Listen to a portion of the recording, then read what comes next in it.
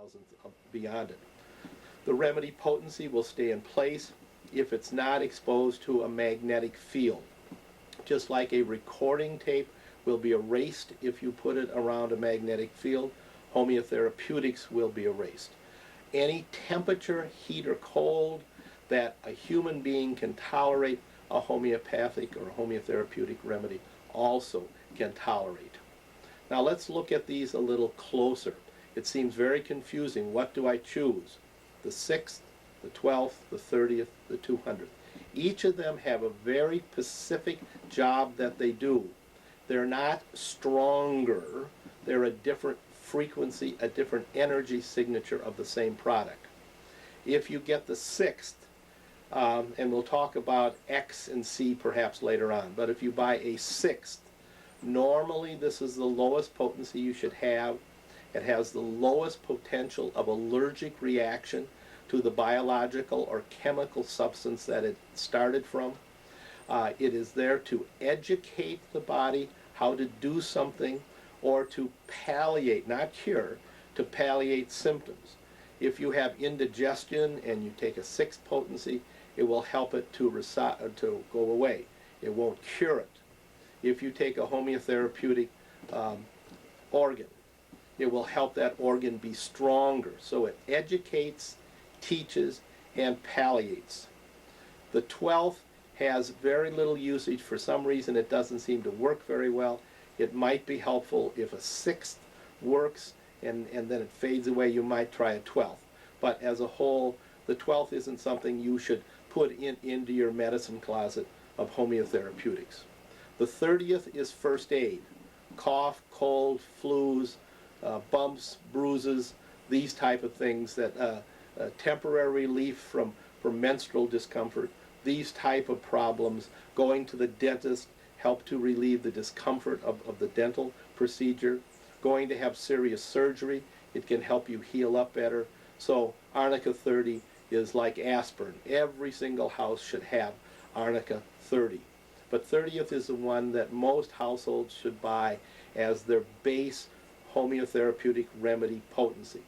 The 200th is for emergencies. Let's say you go and have a tooth pulled. Take the 30th before you go in. Take the 200th when you get out. Take the 200th when the pain returns. Don't take it anymore. You might take it 1, 2, 3 times a day for a couple of days, and then it's done doing its job. But it's not something that should be taken over and over again. So the 30th is the best one.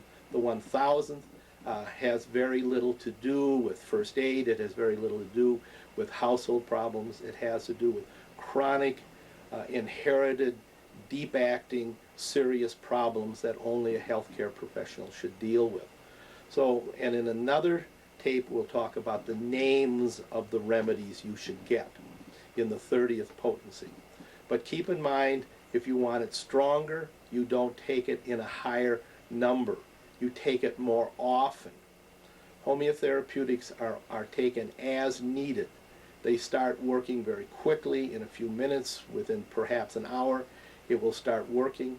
If the problem gets better, and you should not take any more. If the problem doesn't get better, take another one in a short period of time. If that doesn't help, it isn't going to help you. Taking it 10, 12, 15 times a day is not going to help it get better. That you have perhaps picked the wrong remedy, but around the house, again, the 30th potency is what you should think of. You should take it immediately. You should see if it helps the problem. If an hour or so it doesn't help, try it one more time. If it doesn't help within a second hour, it's the wrong remedy. Perhaps the wrong potency, but as a whole, the wrong remedy.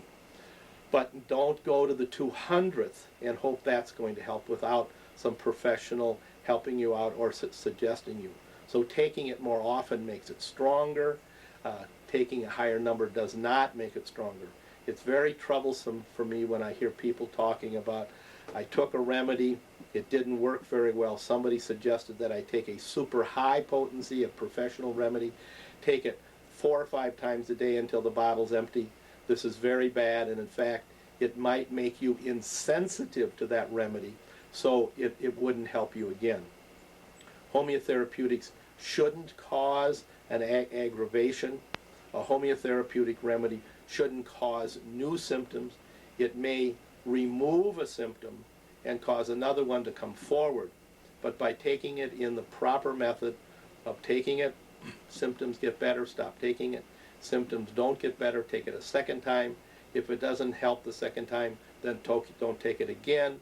If in a few hours or a day, if the symptom comes back, take it again. Symptoms don't go away. It's probably not going to help you. It's not like an allopathic drug that you have to keep a blood level. That's the wonderful, safe thing about homeotherapeutics. You take it basically when you need it. It doesn't cause aggravations.